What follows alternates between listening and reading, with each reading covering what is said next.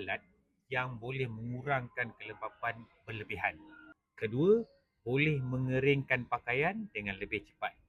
Melindungi perabot dengan dinding daripada kegelapan. Udara lebih segar dan bersih. So, apakah alatan ini yang anda perlu ada di rumah? Let's go, kita tengok. Dehumidifier. Kalau anda tak ada dekat rumah, ini perlu ada di rumah. Okay.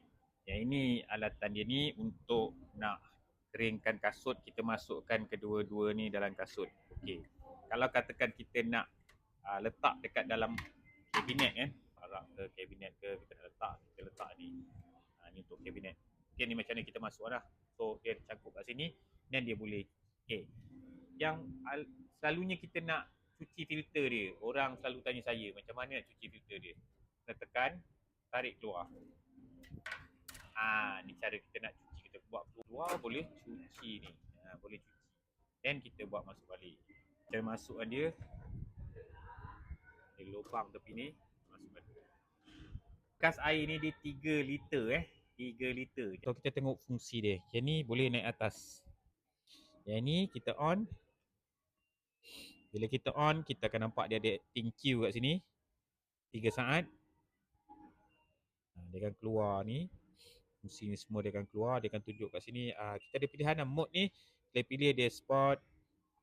Dia boleh pilih dia laundry. Dia ada sport. Dan dia ada smart. Okay. So, ni dekat mode lah. So, kalau katakan dekat wifi sini, kita tekan ni 3 saat.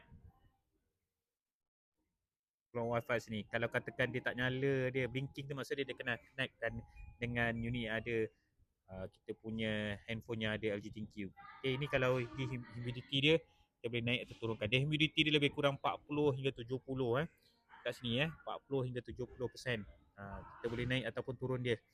Okay, lepas tu kita boleh set timer ni. 1 jam, 2 jam, 3 jam, 4 jam, 5 jam. Kepada kita nak set timer dia pukul apa. Okay, 7 jam, 8 jam.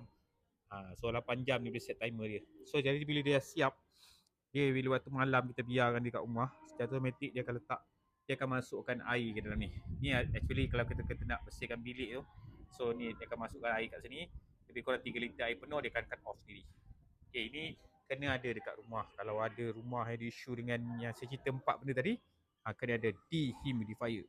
Macam kalau tak ada lagi dehumidifier dekat rumah, anda boleh order dekat bawah ni, saya sediakan box tu, ataupun ada description dekat saya punya, kalau dekat YouTube saya ada description kat situ, anda boleh tengok saya punya WhatsApp link saya dekat bawah. Okay, kalau katakan anda ada sebarang komen, boleh letak dekat komen anda nak saya preview produk apa lagi.